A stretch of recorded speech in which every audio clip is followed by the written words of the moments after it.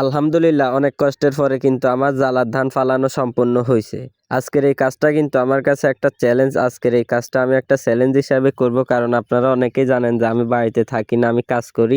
শুক্রবার দিনটা শুধু আমি সময় পাই কাজ করার জন্য, যার কারণে আজকে একদিনের মধ্যেই চ্যালেঞ্জটা গ্রহণ করছি। এই যে জায়গাটা আছে এই জায়গাটা একবারে পরিষ্কার করে ঠিক করে পানি টানি দিয়ে এটার মধ্যে জ্বালার জায়গা রেডি করে আজকে একদিনের ভিতরে আমি এটার মধ্যে জ্বালার ধান ফালাবো।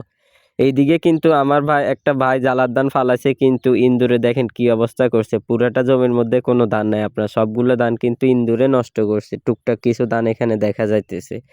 মাশাআল্লাহ, এর পাশ দিয়ে কিন্তু ওনার আরেকটা জমির মধ্যে ভালোই হয়েছে বড় জ্বালা, ওই জ্বালাগুলি আগে ফালানো হয়েছে। তো আমি কিন্তু অনেকক্ষণ অলরেডি কাজ করে ফেলছি। কাজ করার ভিডিওটা আপনাদেরকে দেখাতে পারি না, কারণ আমি একা একা মোবাইল দিয়ে ভিডিও করি, কেউ নাই, যার কারণে কাজের ভিডিওটা দেখাতে পারি না। সকাল 8টার দিকে আমি আসছি খেতে কাজ করার জন্য। তখন ওটার অবস্থা কিরকম ছিল ওইটা তো আপনার ভিডিওর মধ্যে দেখছেন। এখন আজকে সারাদিন পরিশ্রম করার পর এটার অবস্থা এই যে আমি রেডি করছি ধান, একটু পরে এটার মধ্যে ধান ছিটবো। মানে আজকে সারাদিন লাগছে আমার এই জিনিসটা রেডি করার জন্য, কারণ এটা আজকে আমার জন্য একটা চ্যালেঞ্জ, যে আমি বলছি যে একদিনের মধ্যে এটা শেষ করবোই। এই যে দেখেন ধানও নিয়ে আসছি, এই যে ধানও নিয়ে আসছি।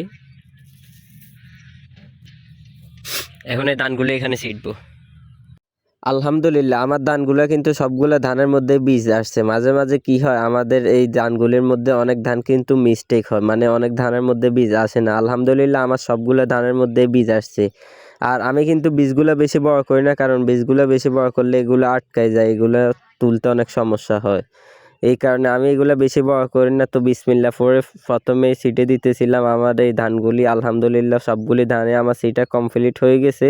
আর চতুর্পাশ দিয়ে কিন্তু আমি নেটও দিয়ে দিছি, যাতে কোনো প্রকার সমস্যা না হয়, ইঁদুরে বা হাঁস মুরগি যাতে কোনো কিছু নষ্ট করতে না পারে।